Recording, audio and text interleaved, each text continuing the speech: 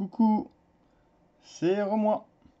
Voilà, je vais vous faire une petite courte vidéo. Bon, je vous promets plus de faire une courte vidéo, enfin en tout cas j'essaie de la faire le plus simple possible. Voilà, je viens de tomber sur une vidéo là qui parlait de, vous savez, de la fraude de nom UCC au PPT. Alors moi en tant que juriste, par exemple, c'est vrai que j'ai du mal à saisir le détail de ce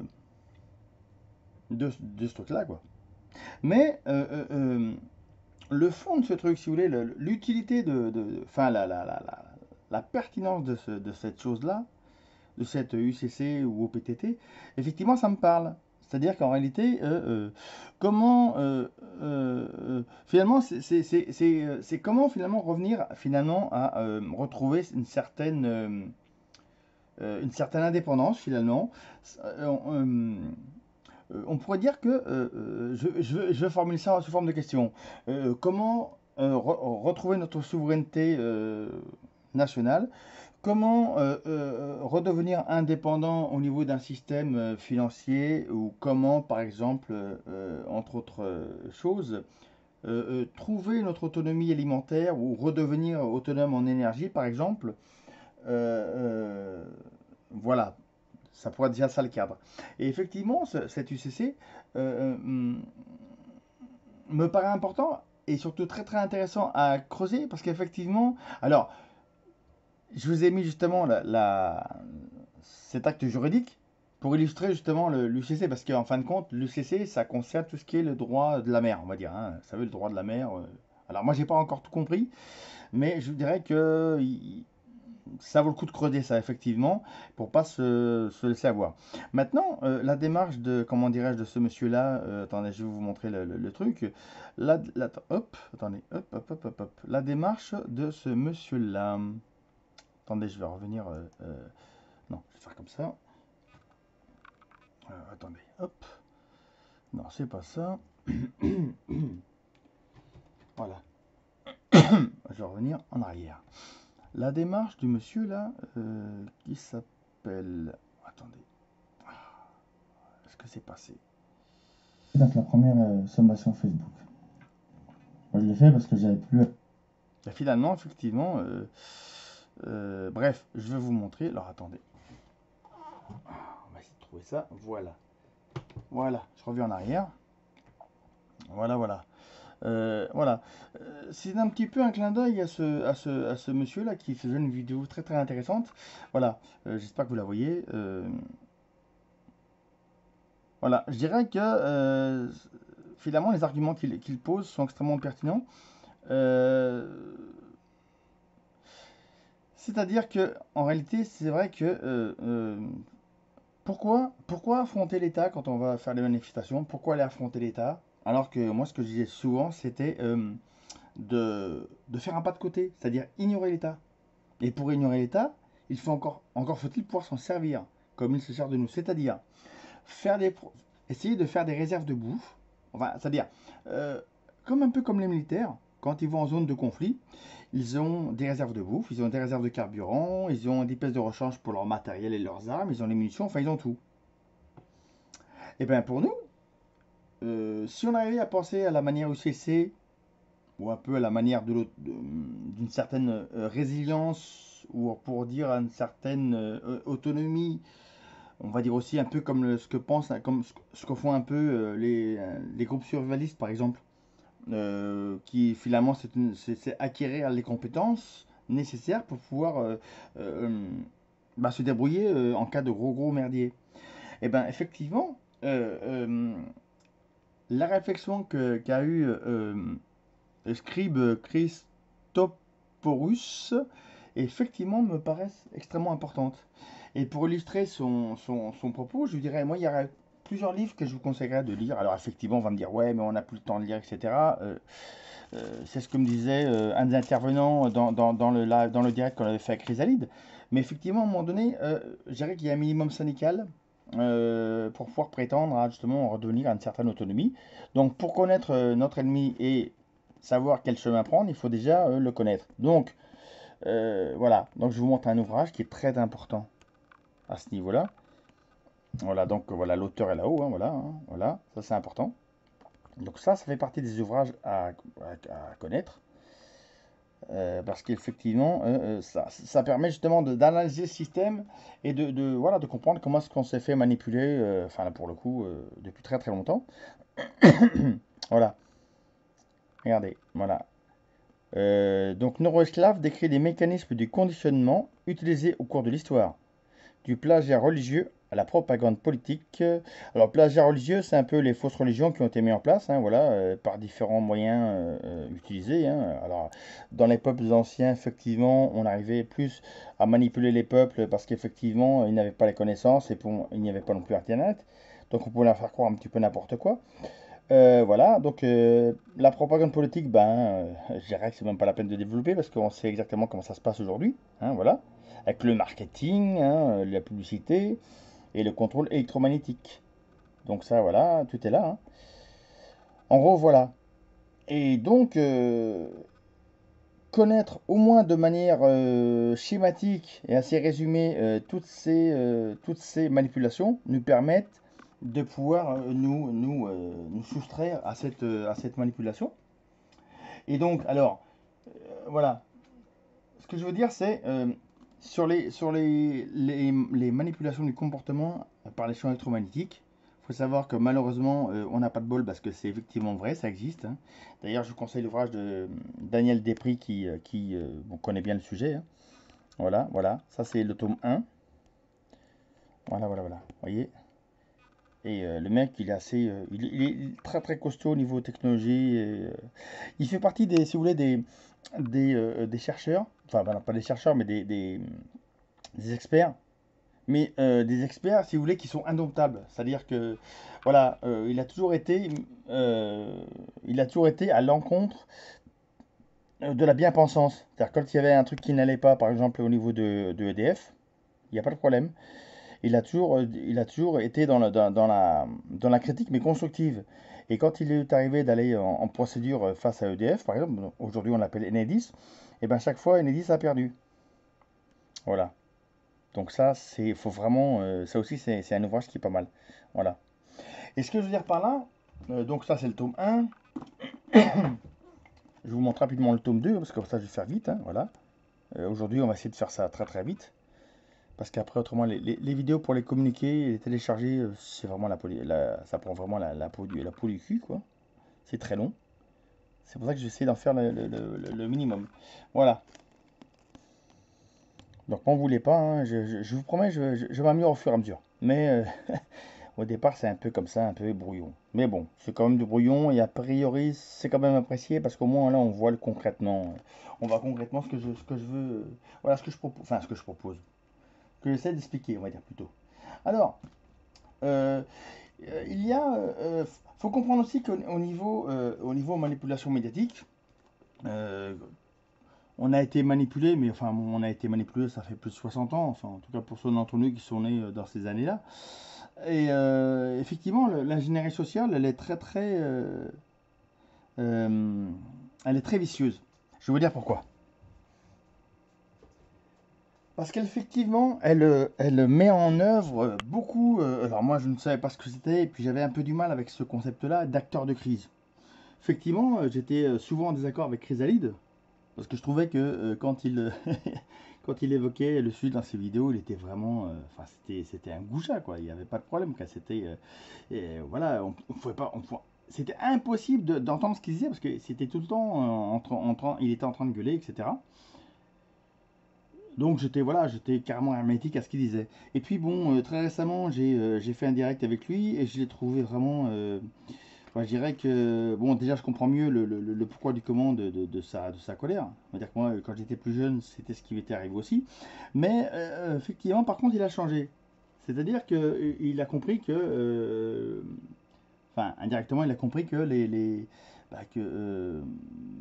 idées passeraient mieux ou les informations si déjà les gens voilà, ils ne se sentaient pas braqués quand ne se sentaient pas agressés quand effectivement ils pouvaient les interroger dans un débat. Donc j'ai vraiment trouvé ce gars vraiment très très bien. Et donc vous voyez, j'ai changé d'avis sur lui et voilà, donc je vous conseille d'aller voir la chaîne de Chrysalide parce qu'effectivement, elle est quand même, malgré tout, elle est quand même, comment dirais-je, très intéressante.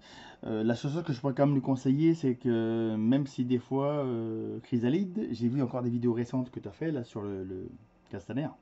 Euh, Si tu veux, un petit conseil juste, juridiquement, ils ont de quoi te mettre en saucisson. Donc si tu pouvais essayer enfin voilà, essayer de trouver une formulation un peu plus neutre si tu peux, autrement c'est pas grave.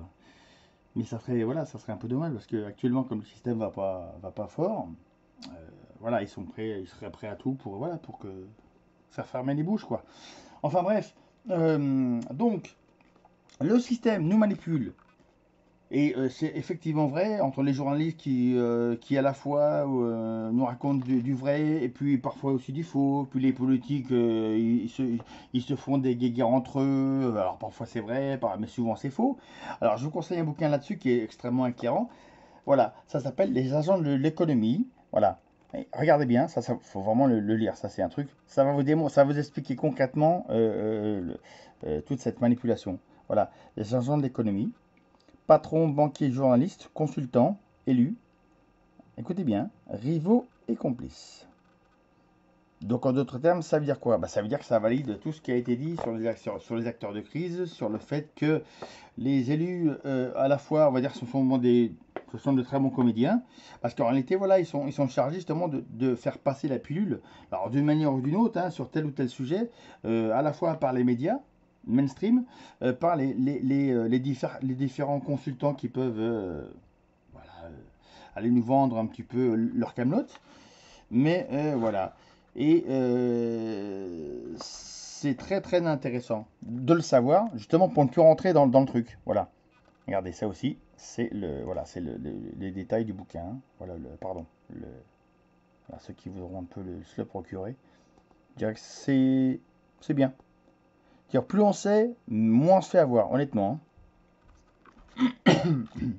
Alors, ce que je veux dire, euh, attendez, je vais choisir un petit passage. Vous allez voir, c'est énorme. Parce que même moi, j'ai.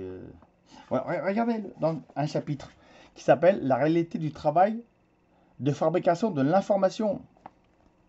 J'invente rien, c'est vraiment qu'il écrit ce bouquin, hein. Regardez. Voilà, vous avez exactement décrit dans ce bouquin-là, voilà, comment est-ce qu'ils en sont arrivés à organiser toute cette propagande journalistique et dans le plus total mépris de la charte de ministre du journaliste de 1971. Donc cette charte n'est absolument plus respectée. Enfin, je dirais que elle a été respectée, je dirais,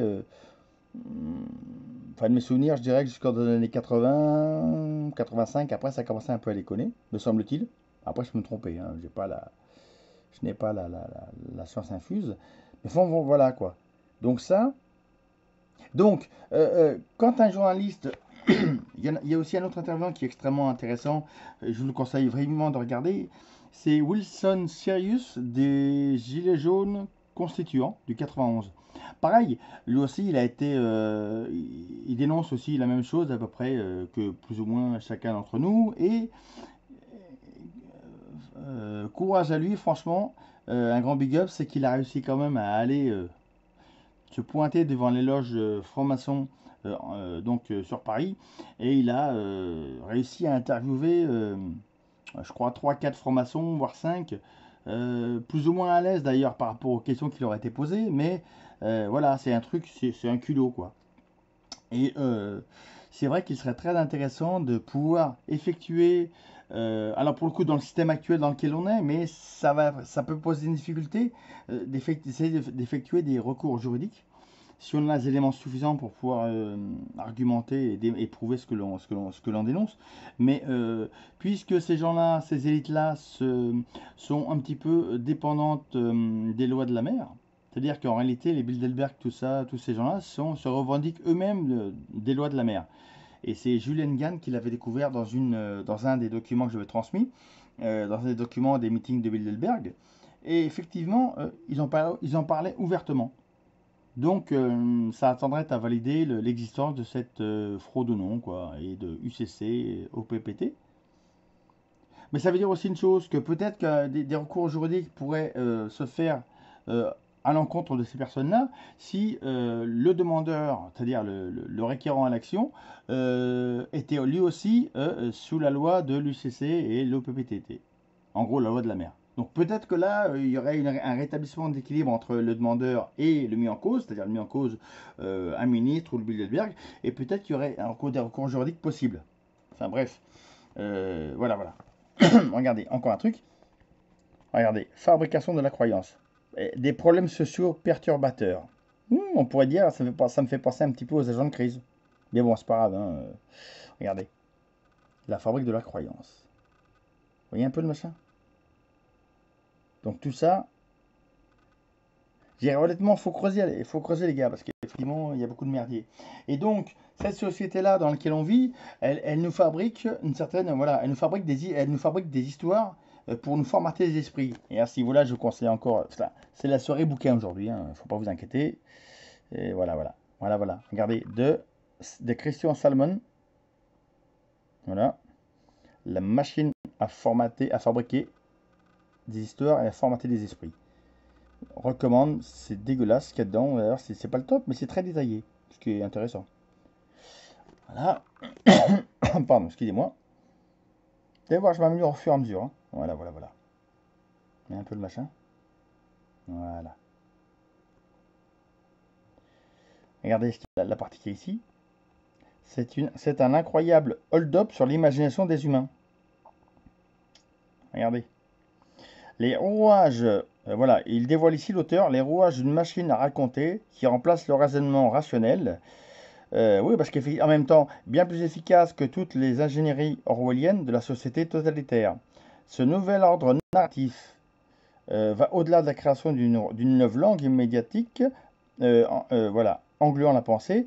Le sujet qu'il veut formater est un individu envoûté, immergé dans un univers fictif qui filtre les perceptions, stimule les affects et encadre le comportement et les idées.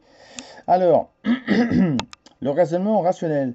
Bah oui, effectivement, à partir du moment où entre guillemets, les pseudo-réformes au niveau de l'enseignement voilà, dans les écoles et vidées de toute substance, de tout contenu, bah, il ne reste plus que l'enveloppe, c'est-à-dire on nous fait croire qu'il y a encore de la qualité dans l'enseignement, mais alors que depuis les années 90, on va dire, le processus de destruction des savoirs qui étaient enseignés à l'école ont été par vagues successives promus par les différentes formations politiques qui ont gagné les élections voilà, présidentielles, etc.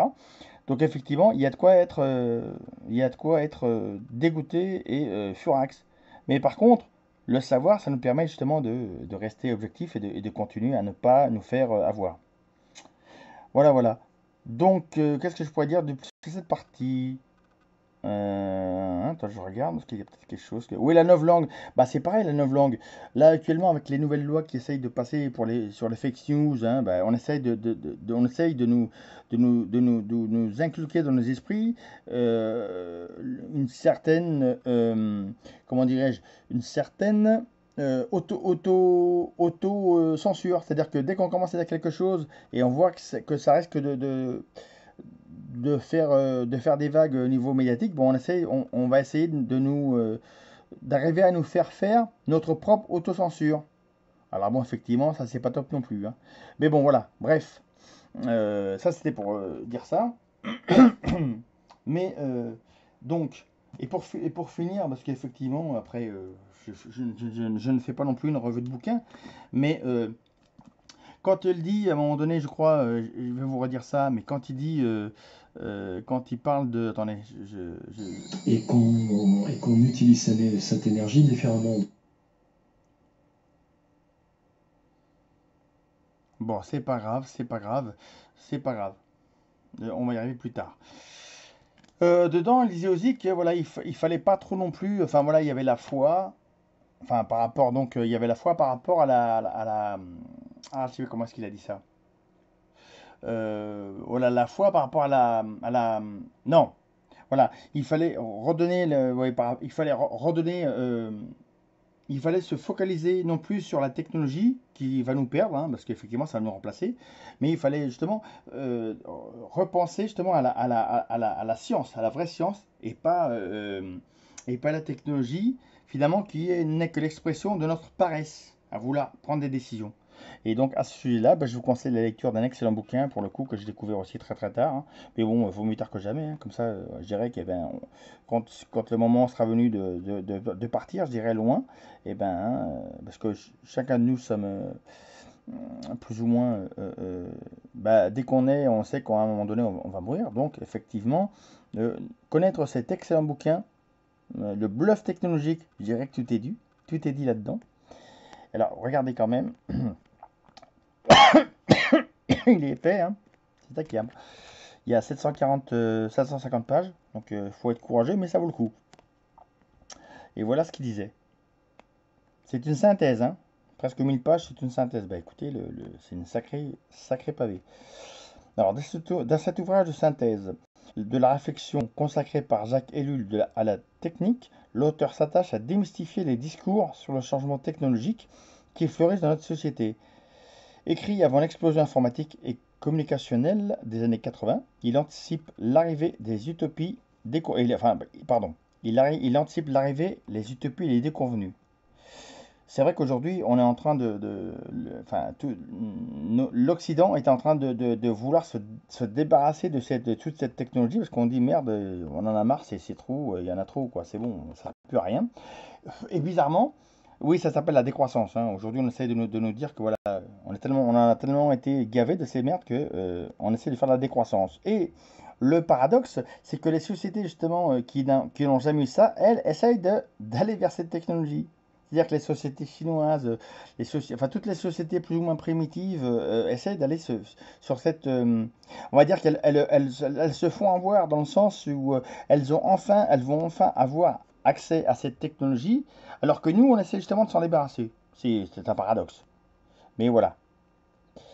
Et voilà. Plaidant pour une technique au service de l'homme contre une société qui a servi l'individu à une multiplicité de gadgets. Voilà, donc ça c'est intéressant. Voilà, donc c'était un des points que je voulais vous évoquer là-dessus.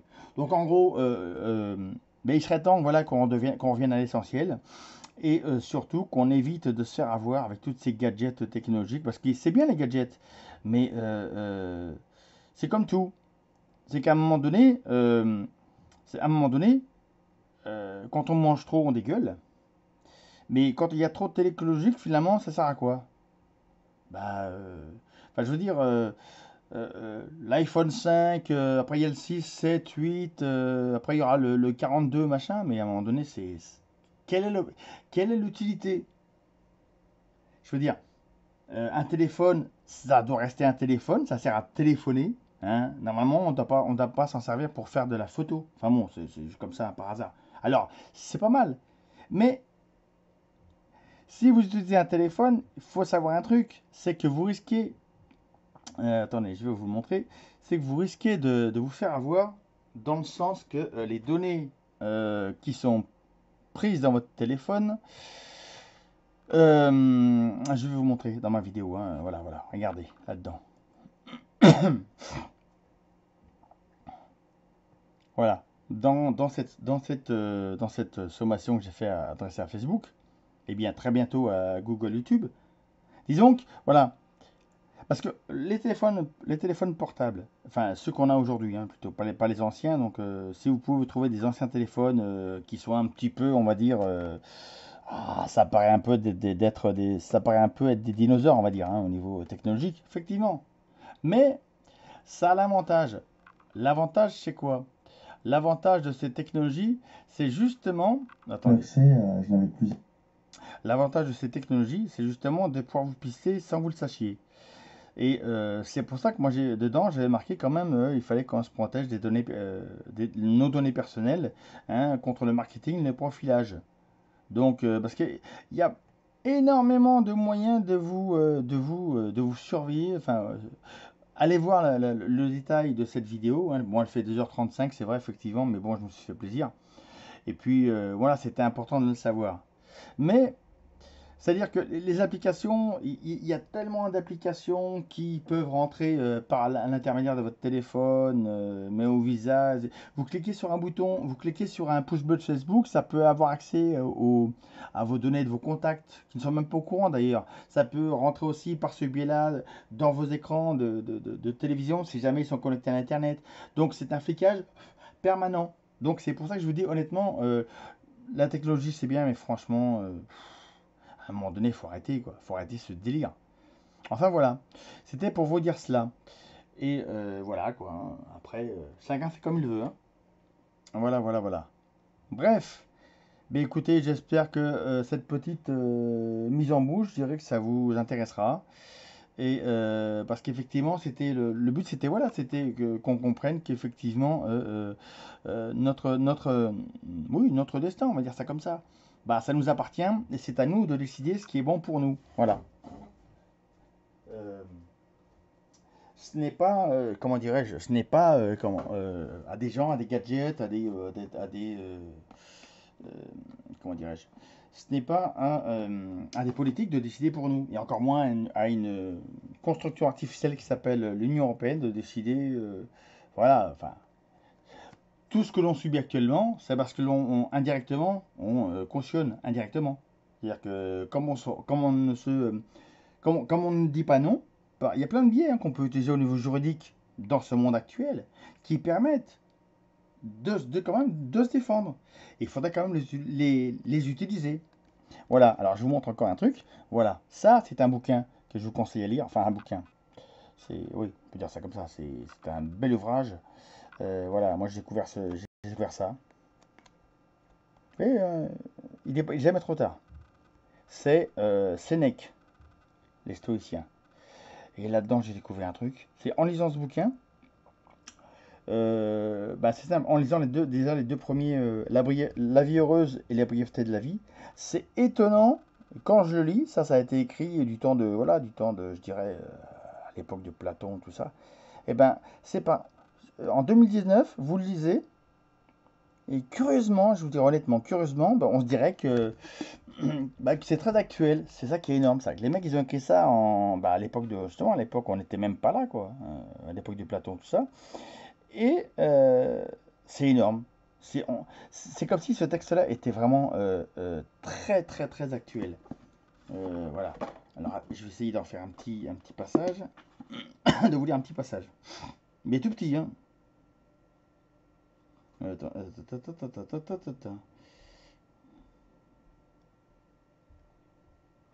Alors attendez, je vais vous acheter quelque chose. Attendez. Écoutez bien, ça vaut le coup. Cherchons donc ce qu'il y a mieux de, pardon, ce qu'il y a mieux ce qu'il y a de mieux pardon, à faire, non ce qu'on fait le plus communément, virgule, ce qui nous établit dans un bonheur éternel, et non ce qui reçoit l'approbation de la foule, le pire interprète de la vérité. Je pense que ça devrait vous parler. Hein, d'ailleurs, ça sera un petit écho à ce que vous a dit, Scribble au-dessus tout à l'heure dans sa vidéo. Voilà, ça c'est intéressant. Mais ça, c'est un exemple. Hein. Là, j'en ai une autre. Tu feins de ne pas comprendre mes propos, dit-il. Pour ma part, en effet, je ne pense pas que quiconque puisse vivre heureux sans en même temps vivre moralement. Ce qui ne peut arriver ni aux animaux sans langage. J'affirme expressément et solennellement, dit-il, qu'on ne peut atteindre la vie que je déclare heureuse que si la vertu lui est adjointe. Et ça a été écrit à l'époque de Platon, les gars. Donc, je pense que les mecs, ils avaient quand même. Là, pour le coup, il y avait un cerveau. Il y avait un cerveau. Donc, je pense que ça mérite, hein. Ça mérite, honnêtement. Enfin, qu'est-ce qu'il y a d'autre